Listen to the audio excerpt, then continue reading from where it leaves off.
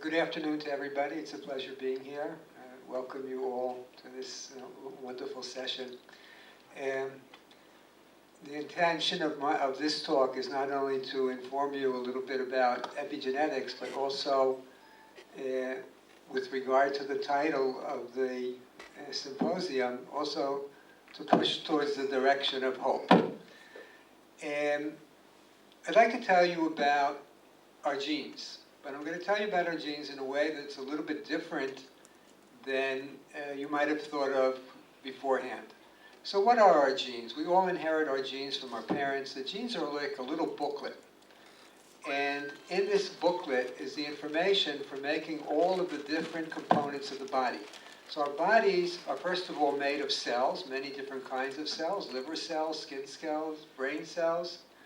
But every single one of those cells is made up of tiny little components, pieces, right? Like if you would take a car and you would take apart every little piece, you would find that it's composed of many, many, many different kinds of components. So the same way our bodies are made up of these components have many functions. Some of them are structural, they give the shape to the cells.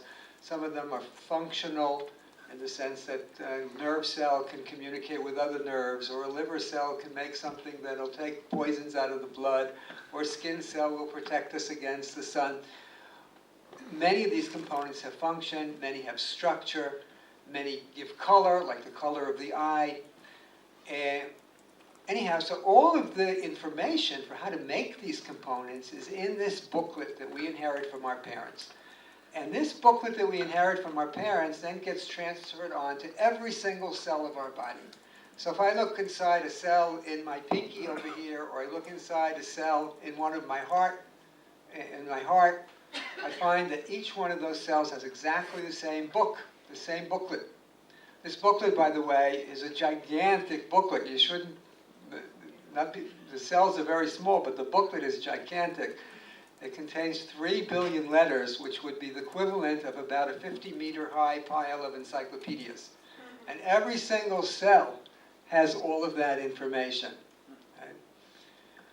Okay, so if we imagine ourselves in a cell, we see the cell now wanting to make all the components that it needs for it to function properly. What does it do? It goes inside the nucleus, looks in the book, and there is the recipe, how to make all these different components. But now, I'm going to tell you that there's a dichotomy. The dichotomy is that if we now look at all the different cells in the body, you don't have to be a scientist to realize that the cells are doing different things. So brain cells do certain, some of the brain cells are long, some of them, they do a certain thing. Liver cells are much more compact, they don't do the same things. Skin cells look much different. The iris cells look much different. All the cells in the body are different.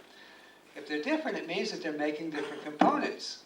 But every single one has the same book, the same encyclopedia inside. So what's the explanation for that? The explanation for that is something called epigenetics. And that is that there are mechanisms for controlling the use of this booklet. True, we all have a booklet. True, the booklet is found in every cell. But in every cell, the annotations of the booklet, the chemical annotations in what we call DNA methylation, are different. Just like you would annotate a text, cross certain things out, emphasize certain things, put stars over a paragraph, in that exact same way, our genome, our book, is annotated. And it's that annotation that allows different cells to do different things. To a large part, it's that annotation that makes a cancer cell into the cancer cell. In a large part, it's that annotation that makes a cell of the body unable to become a different cell of the body. Okay?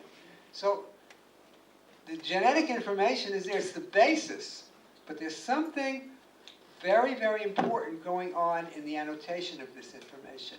And up till now, very little has been done to utilize this information in order to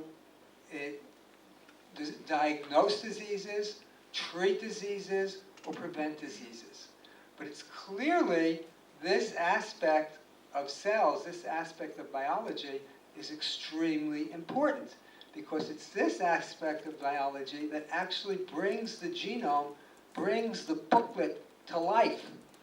The fact that a cell behaves in a certain way, whether it's an abnormal cancer cell or it's a normal liver cell, has a lot to do with the booklet, but it has a lot more to do with how the information in that booklet is read.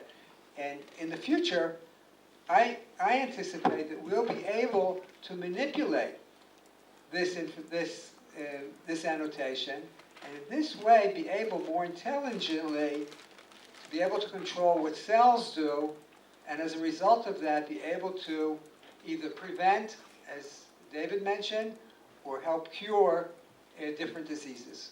Thank you very much.